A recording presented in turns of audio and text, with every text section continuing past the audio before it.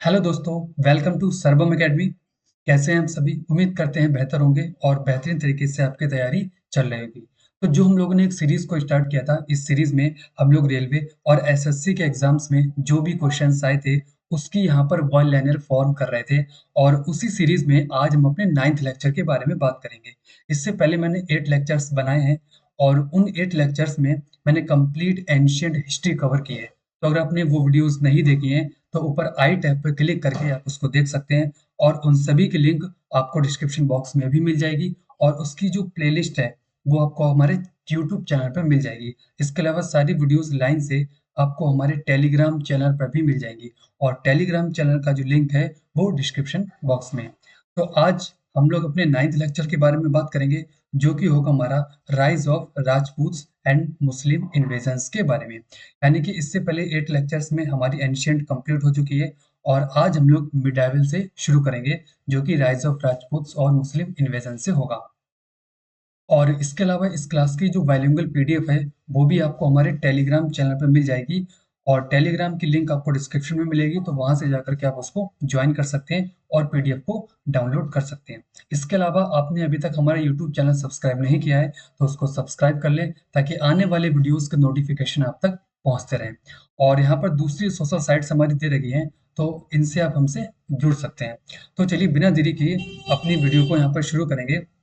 और अगर वीडियो अच्छी लगे तो इसको एक बार लाइक जरूर कर दें और अपने स्टडी ग्रुप्स में इसको एक बार शेयर जरूर कर दें। तो आज का हमारा जो टॉपिक होगा वो होगा rise of Rajputs and Muslim invasions के बारे में। यानी कि यहीं से हमारी जो मिडाइवल इंडिया है वो शुरू होती है। ठीक है, एक्चुअल में कोई एक बीच में कोई एक फिक्स डेट नहीं है कि हम बोल दें कि इससे पहले एंशियंट होगी और इसके बाद मिडाइवल होगी। एक्चुअल में ये पूरी एक सीक्वेंस एक ही साथ हमको एक तरीके से देखने को मिलती है। तो उसी में जो राइज ऑफ राजपूत वाला जो टॉपिक है वो हमारा अर्ली मिडाइवल में आता है। ठीक है, तो चलिए सबसे पहले उसी टॉपिक के बारे में बात करेंगे, जो होगा हमारा राइज ऑफ राजपूत्स यानी कि राजपूतों का उदय। तो सबसे पहला फैक्ट है हमारा कि द मोस्ट इंपॉर्टेंट राजपूत्स वर, यानी कि कौन कौन से वो राजपूत्स हैं उन सभी को मैंने यहाँ पर ले लिया एक साथ ही। ठीक है, तो कौन कौन से हैं? तो सबसे पहले हमारे कौन है? गहड़वाल्स ऑफ कन्नौज। उसके बाद है चहमनास, इनको चौहान्स के नाम से भी जानते हैं। उसके बाद चालुक्यस ऑफ गुजरात, तोमर्स, पारमार्स ऑफ मालवा, चंदेल्स और सिसोदिया ऑफ मेवाड़। तो ये मेजर राजपूत हमें देखने को मिलते हैं, सभी को मैंने एक साथ ले लिया है। अगला क्या है? यह यशो विग्रह was the founder of the, यानी कि यशो विग्रह किसके संस्थापक थे? तो गहड़वाल डायनेस्टी के फाउंडर, यानी कि गहड़वाल वंश के संस्थापक हैं यशो विग्रह। ठीक है, तो यहाँ से फाउंडर से क्वेश्चन बन जाते हैं कई सारे। अगला हमारा क्या है कि यशो विग्रह यह माही चंद्र और Chandradev and Jayachandra were rulers of, यानी कि ये सारे जो रूलर्स हैं कौन कौन? यशो विग्रह, ठीक है, महीचंद्र, चंद्रदेव और जयचंद्र, ये किसके शासक हैं? तो इसी डायनेस्टी के यानी कि इसी वंश के ये रूलर्स देखने को मिलते हैं, गहड़वाल वंश के। ठीक है, इसमें सबसे इंपॉर्टेंट नाम आपको याद रखना है जयचंद्र का और यशोविग्रह। ठीक है, ये फर्स्ट वाले हैं, ये फाउंडर भी अभी ऊपर बात की है, ये हमारे फाउंडर हैं और सबसे ज्यादा क्वेश्चन हमें जयचंद से देखने को मिलते हैं। अगला हमारा क्या है? अगला है the Garhwals ruled over the region of. ठीक है, अब गढ़वालों ने किस क्षेत्र पर शासन किया? ये कन्नौज वाले रीजन पर इन्होंने रूल किया है और कन्नौज कहाँ पड़ता है? ये हमारे यूपी वाले रीजन में पड़ता है। अगला हमारा फैक्ट क्या है? अगला हमारा है कि Garhwal ruler Jaichandra was the contemporary to, यानी कि गढ़वाल शासक जयचंद्र किसके समकालीन थे? तो पृथ्वीराज चौहान, अपने नाम सुना होगा, कई सारे सीरियल्स भी हमें इसमें देखने को मिलते हैं पृथ्वीराज चौहान से। ठीक है, जो कि एक चौहान रूलर थे। ठीक है, तो पृथ्वीराज चौहान और जयचंद्र ये दोनों समकालीन थे। ठीक है, अगला हमारा क्या कि Sanskrit poet Shri Harsh lived in the court of, यानी कि संस्कृत के कवि कौन? श्री हर्ष, बहुत इंपॉर्टेंट नाम है। किसके दरबार में रहते थे? तो जयचंद्र के दरबार दरबार में ये रहते थे। अगला हमारा क्या है? द ऑथर ऑफ, ये है नौशादी चरित्रम। नौशादी चरित्रम के जो रचयिता वो कौन है? वो श्री हर्ष, यानी कि यही है। अगला हमारा क्या है? अगला है बैटल से क्वेश्चन है कि बैटल ऑफ चंदावर जो कब हुआ था? ये तो 1194 एडी में हुआ था। फॉट बिटवीन, यानी कि बैटल ऑफ चंदावर, चंदावर का युद्ध किसके बीच लड़ा गया था? तो जयचंद्र और मोहम्मद गौरी के बीच में लड़ा गया था। मोहम्मद गौरी जो कि मुस्लिम इन्वेटर था, इसके बारे में आगे पढ़ेंगे, लेकिन जो बैटल है वो हमें जयचंद से भी देखने को मिलता है, इसलिए मैंने ये फैक्ट यहाँ पर डाल दिया है। अगला क्या है, the battle of Chandawar won by. अब ये जो युद्ध हुआ था, चंदावर का युद्ध, इसमें जीता कौन था? तो मोहम्मद गौरी की यहाँ पर जीत हुई थी और जयचंद्र हार गए थे। अगला क्या है, the ruler of Chahamanas dynasty who made Ajmer his capital. यानी कि चाहमान वंश, इसको चौहान वंश के नाम से भी जानते हैं। तो चौहान वंश का शासक जिसने अजमेर को अपनी राजधानी बनाया, यानी कि अपनी कैपिटल अजमेर को बनाया था, किसने बनाया था? ये बनाया था अजय राज ने बनाया था। अगला हमारा क्या है, कि the Chahamanas ruled over the region around Delhi and Ajmer were later known as. यानी कि चाहमनाज जिन्होंने दिल्ली वाले रीजन पर रूल किया, इसके अलावा अजमेर वाले रीजन पर रूल किया। तो दो मेन रीजन्स पे इन लोगों ने रूल किया है और उनको क्या बोलते हैं? उनको चौहान्स भी बोलते हैं। तो चाहमनाज को हम लोग चौहान्स के नाम से भी यहाँ पर जानते हैं। अगला क्या है, the most powerful king of Chauhan dynasty. अब चौहान डायनेस्टी में बहुत सारे रूलर्स देखने को मिलते हैं, लेकिन सबसे इंपॉर्टेंट और सबसे पावरफुल किंग है वो है हमारे पृथ्वीराज चौहान। इनको पृथ्वीराज तृतीय के नाम से भी जानते हैं, पृथ्वीराज थर्ड के नाम से भी जानते हैं। अगला क्या है, कि Prithviraj Raso was written by, यानी कि पृथ्वीराज रासो किसके द्वारा लिखी गई थी? तो चंद बरदाई के द्वारा लिखी गई है। ठीक है, ये इनके दरबारी कवि हैं एक तरीके से पृथ्वीराज चौहान के। अगला क्या है, कि the first battle of Tarain या तराइन 1191 एडी में हुआ था और second battle of Tarain 1192 AD में हुआ था। यहाँ से एक ट्रिक भी बन जाएगी आपको याद रखने के लिए कि जो तराइन का पहला युद्ध है वो यहाँ से फर्स्ट याद रखो आप। ठीक है, और तराइन का जो दूसरा युद्ध है वो यहाँ से टू याद रखो आप। तो 1191 में ये फर्स्ट बैटल हो गया। ठीक है, और 1192 में ये हमारा सेकंड बैटल हो गया। किसके बीच में लड़ा गया था, ये क्वेश्चन है। तो पृथ्वीराज चौहान और मोहम्मद गौरी के बीच में लड़ा गया था। ठीक है, अगला क्या है, कि द बैटल ऑफ या द फर्स्ट बैटल ऑफ तरेन वाज वॉन बाय। अब तराइन का जो प्रथम युद्ध है वो किसके द्वारा जीता गया था? तो पृथ्वीराज चौहान की इसमें जीत हुई थी। अगला हमारा क्या है, अगला सेकंड बैटल है, the second battle of Tarain was won by. अब तराइन का दूसरा युद्ध किसके द्वारा जीता गया था? तो मोहम्मद गौरी के द्वारा जीता गया था और इसमें पृथ्वीराज चौहान को बंदी बना लिया था। तो दो बैटल देखने को मिलते हैं, एक फर्स्ट बैटल ऑफ तराइन, एक सेकंड बैटल ऑफ तराइन। तो फर्स्ट में जीत किसकी हुई थी? पृथ्वीराज चौहान की हुई थी और सेकंड में मोहम्मद गौरी की हुई है। अगला क्या है, founder of Chalukya Solanki dynasty, यानी कि चालुक्य सोलंकी वंश के संस्थापक कौन है? ये हमारे मूलराज फर्स्ट, यानी कि मूलराज प्रथम। अगला क्या है, कि Mulraj first, Durlabh Raj, Bhimdev first were the rulers of. ये तीनों रूलर्स कौन सी डायनेस्टी से हैं? तो ये चालुक्य वंश से हैं, जो कि सोलंकी, इनको चालुक्य सोलंकी वंश के नाम से भी जानते हैं। अगला क्या है, कि when Mohammad Ghazni invaded Somnath temple who was the Indian ruler ruling on that region. यानी कि मोहम्मद गजनी के बारे में हम लोग अभी आगे पढ़ेंगे। तो इसका सबसे फेमस अटैक हमें सोमनाथ टेम्पल पर देखने को मिलता है, जो कि गुजरात वाले रीजन में पड़ता है। तो जब सोमनाथ टेम्पल पर अटैक किया था गजनी ने, तो उस टाइम पर इंडियन रूलर कौन था उस रीजन का? तो वो यही थे हमारे, कौन? ये वाले, यानी कि भीमदेव फर्स्ट। एक बिल्कुल आपको स्टोरी देखने को मिल रही होगी, यानी कि जो फैक्ट है मैंने बिल्कुल स्टोरी की फॉर्म में अरेंज कर दिए हैं, जिससे कि सारे ही फैक्ट और पूरा चैप्टर लगभग कवर हो जाएगा। अगला क्या है, कि Rani ki Vav built in the 11th century CE is located in. यानी कि 11वीं शताब्दी ईस्वी में निर्मित रानी की वाव कहाँ स्थित है? तो रानी की वाव कहाँ है? ये हमारे गुजरात वाले रीजन में ही स्थित है। अगला क्या है, कि रानी की वाव वॉज बिल्ट बाई। अब रानी की वाव किसके द्वारा बनवाई गई थी, इसका निर्माण किसने कराया था? तो ये कराया था हमारा उदयमती ने। उदयमती कौन है अभी? अभी ये वही है वाइफ ऑफ भीमदेव फर्स्ट। जो ऊपर अभी भीमदेव फर्स्ट की बात की थी, यहाँ पर इन्हीं की वाइफ है और इन्हीं की वाइफ ने बिल्ड करवाया है रानी की वाव। अगला क्या है, कि sun temple at Modhera was built by. यानी कि मोढेरा में सूर्य मंदिर किसके द्वारा बनवाया गया था? तो भीमदेव फर्स्ट के द्वारा ही बनवाया गया था। दो बहुत इंपॉर्टेंट बिल्डिंग यही है, एक रानी की वाव, यहाँ से क्वेश्चन बन जाता है, और एक सन टेम्पल जो कि मोढेरा में है। ये दोनों ही इसी डायनेस्टी से हमें देखने को मिलते हैं। अगला क्या है, कि दिल्ली वॉज फाउंडेड बाई, यानी कि दिल्ली की स्थापना किसके द्वारा की गई थी? तो अनंगपाल तोमर के द्वारा की गई थी। ये तोमर डायनेस्टी के बहुत फेमस रूलर है, कई बार क्वेश्चन ऐसे बनता है, बहुत इंपॉर्टेंट फैक्ट है। ठीक है, अगला क्या है, who built Suraj Kund reservoir in Haryana.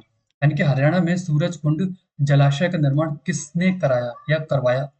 तो सूरजपाल, ये भी एक तोमर रूलर है, इन्होंने करवाया था।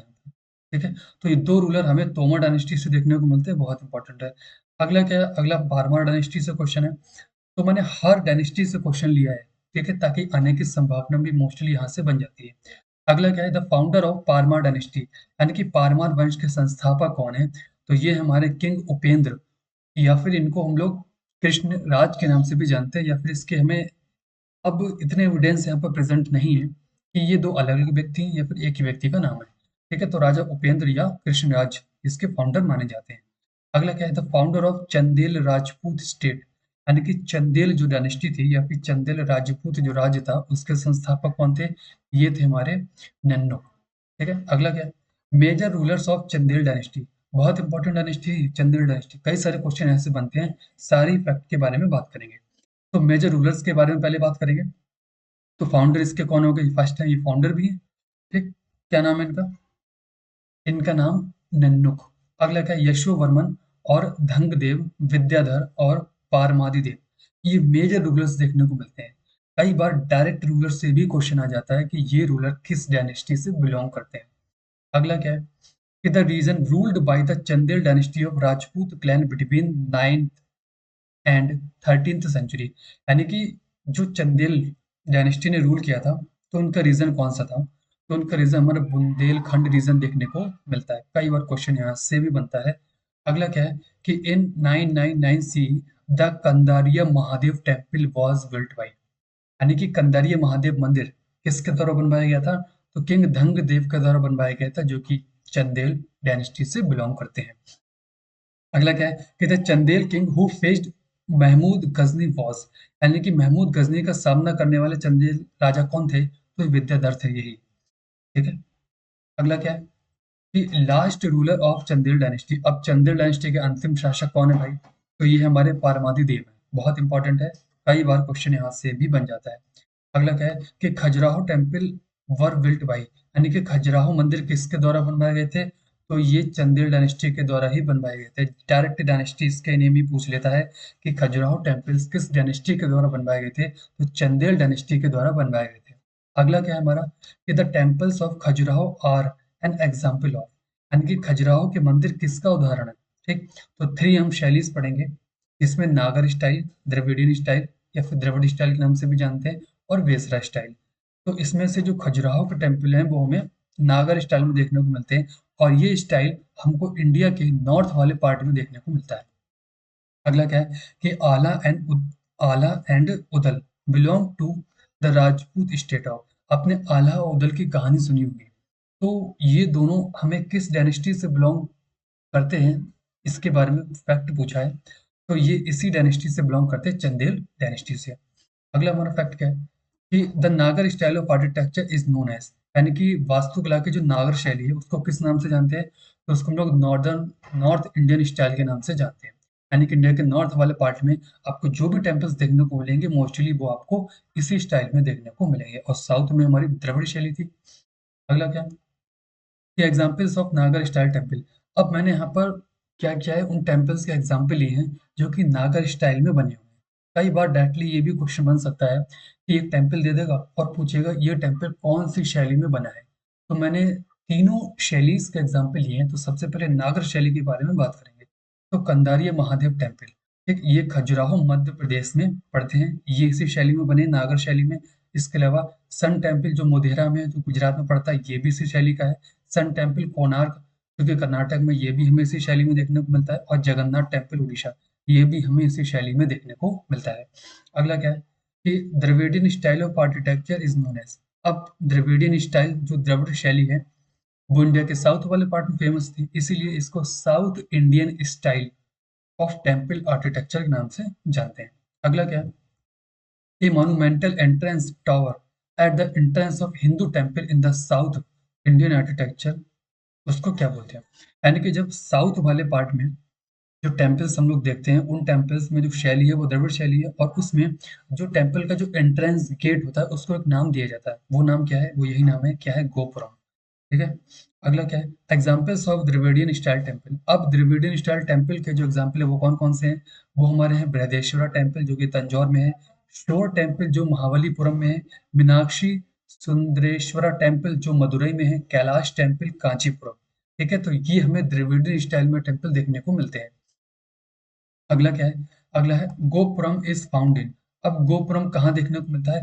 तो शिव टेम्पल चिदम्बरम में हमें देखने को मिलता है, यानी कि ये टेम्पल किसमें बना होगा? साउथ वाली यानी कि द्रविडियन शैली में ही बना होगा, या द्रविड़ शैली में बना होगा। अगला क्या है? Fusion of Nagara and the Dravidian style of architecture is called as. यानी कि यहाँ पर वास्तुकला की दो शैली, एक नॉर्थ वाली नागर शैली, एक साउथ वाली द्रविड़ शैली। अब इन दोनों का कॉम्बिनेशन मिलेगा आपको, और उसको हम लोग वेसरा स्टाइल के नाम से जानते हैं, या फिर वेसर शैली के नाम से जानते हैं। ठीक है। अब इसमें क्या होगा? इसमें कुछ पार्ट आर्किटेक्चर का नॉर्थ वाले से मैच करेगा, और कुछ पार्ट आर्किटेक्चर जो है वो साउथ वाले टेम्पल से मैच करेगा। अगला क्या है कि examples of Wester style temple. अब वेस्टर स्टाइल टेम्पल के एग्जाम्पल कौन कौन से हैं? ये है विरूपाक्ष टेम्पल जो कि पड़क्कल में पड़ता है, कैलाश नाथ टेम्पल एलोरा में पड़ता है, ठीक है, और यह है होयसलेश्वरा टेम्पल जो कि हैबिड में पड़ता है, यहाँ पे हेलिबिड में पड़ता है। ठीक है। अगला क्या है हमारा? अगला founder of Sisodia dynasty in Chittor. यानी कि चित्तौड़ में सिसोडिया डायनेस्टी के फाउंडर कौन थे? तो ये थे हमारे राणा हमीर। अगला क्या है? Major rulers of Sisodia dynasty. Sisodia dynasty के मेजर रूलर्स कौन कौन से हैं? ये हैं राणा हमीर सिंह, ये फाउंडर ही हैं, राणा कुंभा, राणा सांगा, और राणा उदय सिंह और महाराणा प्रताप। ये मेजर रूलर्स हमें देखने को मिलते हैं, और इन सभी से आपको मोस्टली क्वेश्चंस देखने को मिलेंगे। अगला क्या है? Who built victory pillar at Chittorgarh. यानी कि चित्तौड़गढ़ में विजय स्तंभ किसके द्वारा बनवाया गया था? तो राणा कुंभा के द्वारा बनवाया गया था। बहुत इंपॉर्टेंट है, कई बार क्वेश्चन यहाँ से बन जाता है। अगला क्या है? Maharana Pratap was contemporary to. यानी कि महाराणा प्रताप जो कि सिसोडिया ऑफ मेवाड़ रूलर हैं, ये किसके कंटेम्प्रेरी यानी कि समकालीन है, या समकालीन थे? तो अकबर के समकालीन थे। अकबर कौन है? आप बहुत अच्छी तरीके से जानते होंगे महाराणा प्रताप और अकबर के बारे में, जो कि अकबर एक मुगल रूलर थे। अब महाराणा प्रताप के बारे में हम लोग पढ़ेंगे जब हम लोग मुगल्स पढ़ेंगे ना। अब महाराणा प्रताप पिक्चर में तब आएंगे जब अकबर का रूल हम लोग यहाँ पर पढ़ेंगे। तो अकबर के साथ बहुत सारे बैटल्स हमें देखने को मिलते हैं महाराणा प्रताप के। और मेजर बैटल्स में अगर हम बात करें तो पानीपत का बैटल हमें देखने को मिलता है। इसके अलावा अकबर के और दो दूसरे बैटल्स है, हल्दी घाटी, उसमें हमें महाराणा प्रताप के साथ इनका बैटल देखने को मिलता है अकबर का। ठीक है। तो ये सारे जो है, ये हो गए हमारे राजपूत स्टेट्स। यानी कि जो भी राजपूत डायनेस्टीज थी, वो अर्ली मिडाइवल में उनका उदय हो रहा था। तो उनका एक तरफ उदय हो रहा था, और उसी उसी के साथ साथ यानी कि उसी के कंटेम्परेरी इंडिया के नॉर्थ वेस्ट वाले पार्ट में मुस्लिम्स का अटैक हो रहा था। तो ये सारे फैक्ट यहाँ से कवर हो गए। अब हम लोग बात करेंगे मुस्लिम अटैक्स के बारे में। तो चलिए शुरू करें। अगर वीडियो पसंद आ रही है तो एक लाइक जरूर कर दें। अगला क्या है कि मुस्लिम इन्वेजन्स यानी कि मुस्लिम आक्रमण। अब इंडिया ये है, ठीक है।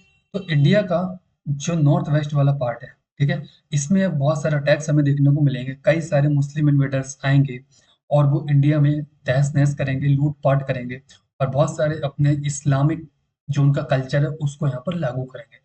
तो इस्लाम का उदय हमें इसी टाइम पीरियड में देखने को मिलता है, मुस्लिम इन्वेजर्स में।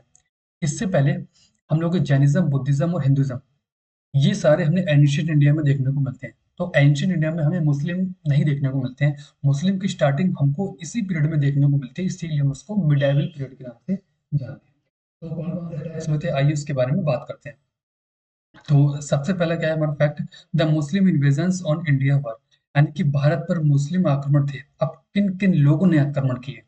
तो एक तो अरब्स का इन्वेजन देखने को मिलता है पहले, उसके बाद हमें तुर्क्स का इन्वेजन देखने को मिलता है। यानी कि अरबों का आक्रमण और तुर्कों का आक्रमण, ये दो मेजर अटैक्स हमें देखने को मिलते हैं।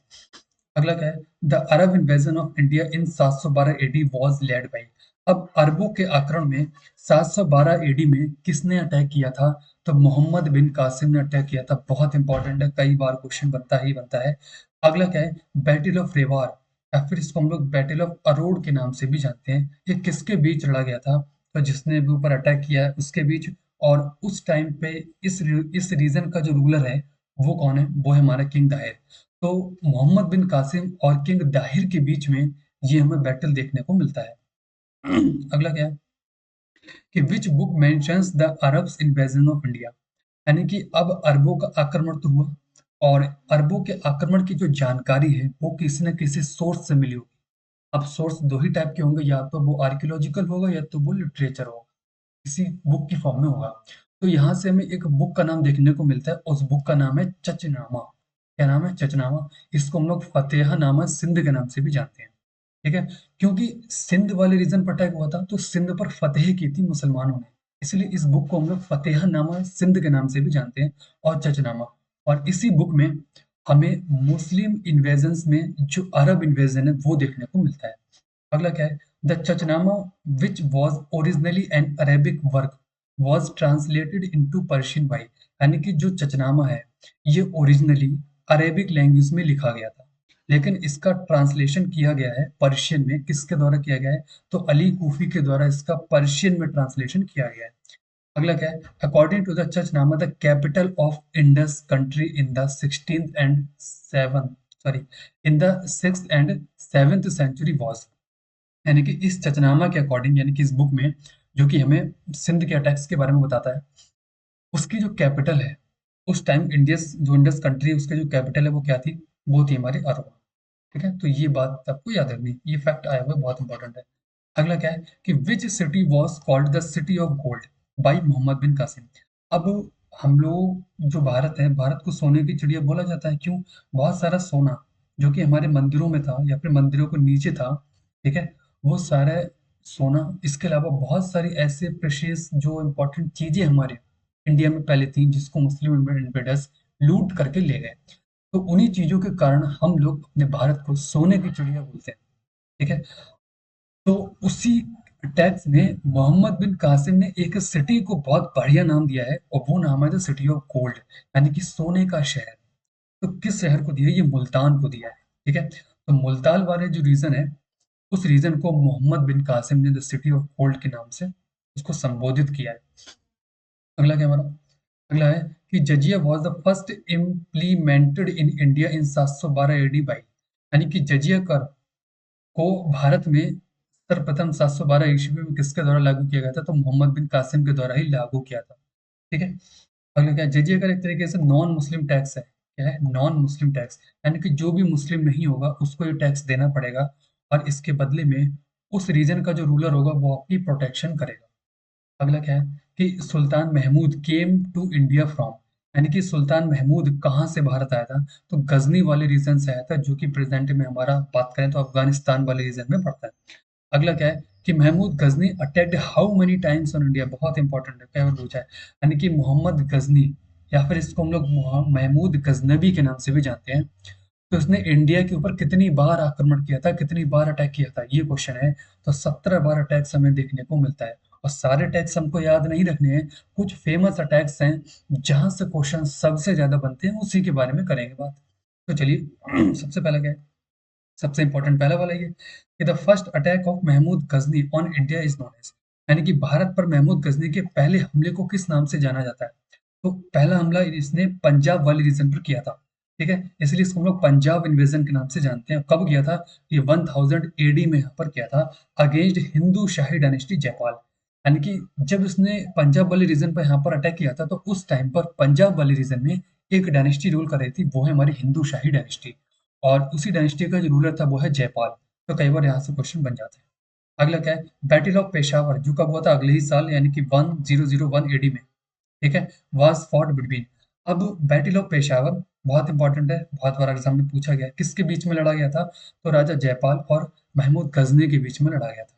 अगला क्या है कि Mahmud of Ghazni attacked Gujarat and plunder the Somnath temple in which year, तो सबसे फेमस अटैक सोमनाथ टेम्पल का 16th नंबर का अटैक, ये कौन सा है, 16 टोटल 17 किए थे ना, तो 16th नंबर का जो अटैक है वो हमारा सोमनाथ टेम्पल का, जो कि गुजरात वाले रीजन में पड़ता है। तो ये कब किया था, तो ये किया था हमारा 1025 में, और इस अटैक के दौरान इसने सोमनाथ मंदिर को ध्वस्त कर दिया था और उसमें जितनी भी संपत्ति थी उसको वहां से लूट करके ले गया था। तो सोमनाथ टेम्पल को बिल्कुल ध्वस्त ही कर दिया था, यानी कि इतने अच्छे अच्छे मंदिर हमारे इंडिया में थे और आधे से ज्यादा मंदिर मुस्लिम अटैक्स के द्वारा यहाँ पर नष्ट कर दिए गए। अगला हमारा क्या है कि the last invasion by Mahmud Ghazni outside Punjab was, यानी कि पंजाब के बाहर महमूद गजनी द्वारा अंतिम आक्रमण कौन सा था, तो यही सोमनाथ टेम्पल अटैक का आक्रमण हमें यहाँ पे देखने को मिलता है।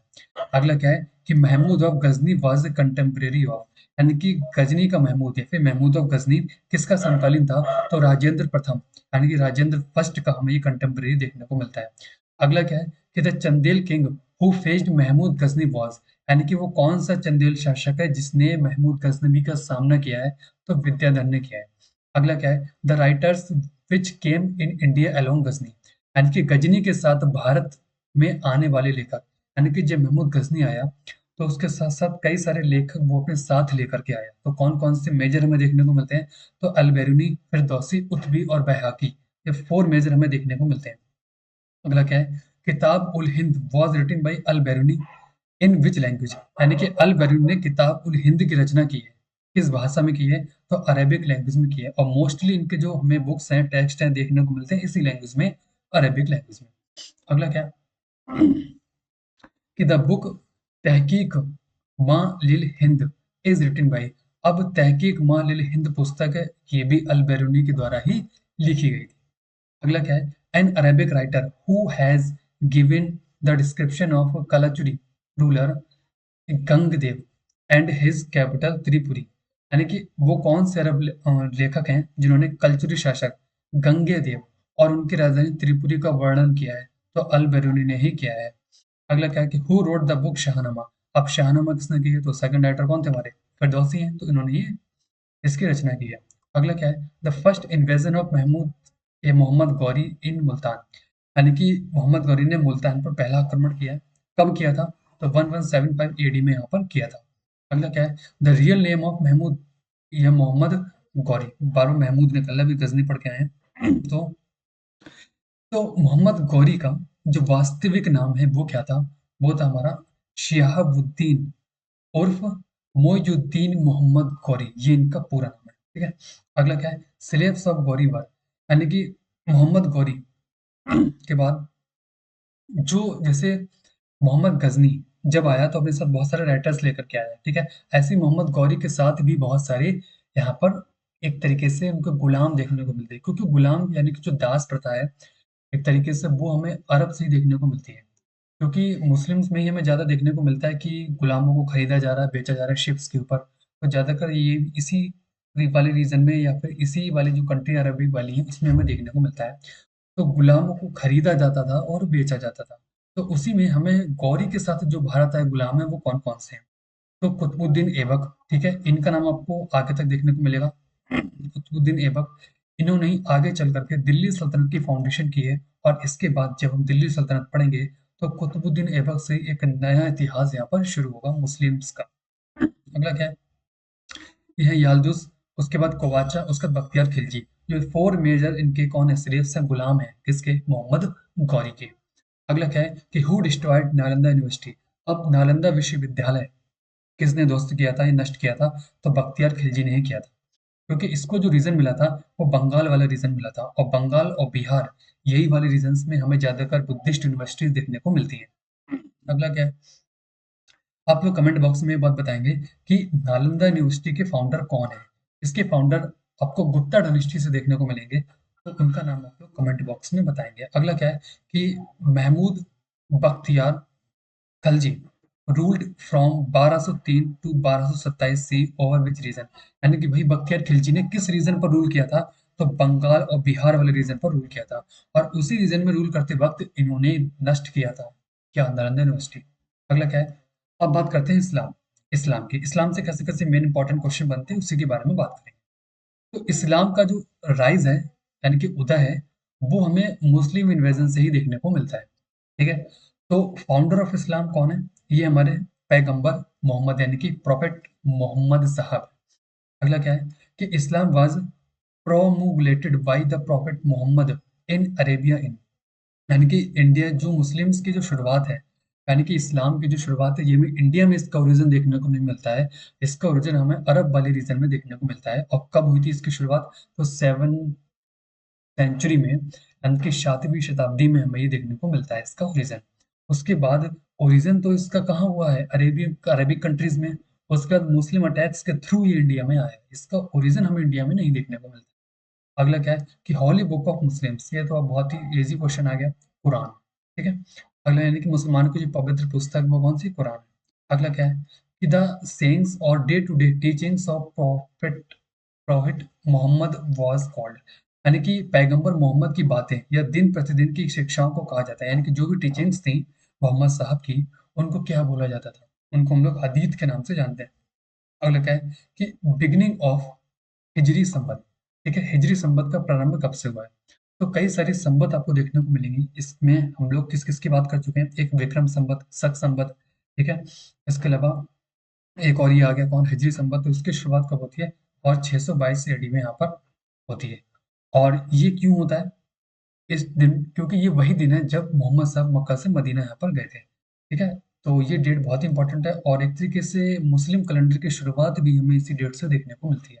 अगला क्या है कि फर्स्ट खलीफा ऑफ इस्लाम, यानी कि इस्लाम का पहला खलीफा कौन थे? तो वो थे हमारे अबू बकर, ठीक है। एक्चुअल में मोहम्मद साहब की मृत्यु के बाद जो एक मेन पद हमें देखने को मिलता है जो इस्लाम को आगे बढ़ाएगा, वो हमें खलीफा का देखने को मिलता है। और सबसे पहले खलीफा हमें अबू बकर ही देखने को मिलते हैं। अगला क्या है कि the credit of christening the mathematical discipline of algorithm is given to which Arab scientist, यानी कि एल्गोरिदम के गणितीय विषय को नामकरण का श्रेय किस अरब वैज्ञानिक को दिया जाता है? या फिर किस अरब मैथमेटिशियन, गणितज्ञ होगा यहाँ पे, क्या होगा, किस गणितज्ञ को दिया जाता है? तो अल ख्वारिज्मी को दिया जाता है। एक्चुअली में अल ख्वारिज्मी जो है, इन्हीं को हम लोग फादर ऑफ अलजेब्रा के नाम से जानते हैं। फादर ऑफ अलजेब्रा, यही हमारे फादर ऑफ अलजेब्रा हैं। जो अलजेब्रा अपने मैथमेटिक्स में पढ़ी होगी, तो उन्हीं के फादर हैं कौन, अल ख्वारिज्मी, ठीक है। तो इतनी सारी चीजें हमें यहाँ से देखने को मिलती है, इतने सारे फैक्ट हमारे यहाँ से कवर होते हैं। तो आज हम लोगों ने दो इंपॉर्टेंट टॉपिक्स कौन कौन से, एक मुस्लिम इन्वेजन, दूसरा राइज ऑफ राजपूत, इसके बारे में बनने वाले सभी फैक्ट यहाँ पर कवर कर लिए हैं, ठीक है। और हमारी एंशिएंट तो कंप्लीट हो चुकी है, उसको आप लोग देख सकते हैं, और मिडेवल की शुरुआत आज से हो गई है। अगला जो हमारा लेक्चर होगा वो कुतुबुद्दीन ऐबक के द्वारा जब दिल्ली सल्तनत की फाउंडेशन हुई है, तो उससे हमारा दिल्ली सल्तनत की फाउंडेशन से लेक्चर होगा, ठीक है। इसके अलावा इसकी पीडीएफ आपको हमारे टेलीग्राम पे मिल जाएगी, तो उसको आप लोग ज्वाइन कर ही सकते हैं। और अगर वीडियो अच्छी लगे तो एक बार सेशन को लाइक, शेयर और सब्सक्राइब करें, और ज़्यादा से ज़्यादा इसको शेयर करते रहें। बाकी यहाँ पर मैंने कुछ अपने सोशल कीवर्ड्स और लिंक्स लगाए हैं, तो इन पर डायरेक्टली क्लिक करके और स्कैन करके आप हमसे जुड़ सकते हैं और ऐसे ही बेहतरीन कंटेंट को पा सकते हैं, ठीक है। बाकी मिलते हैं हम लोग इसके अगले पार्ट में। Thank you.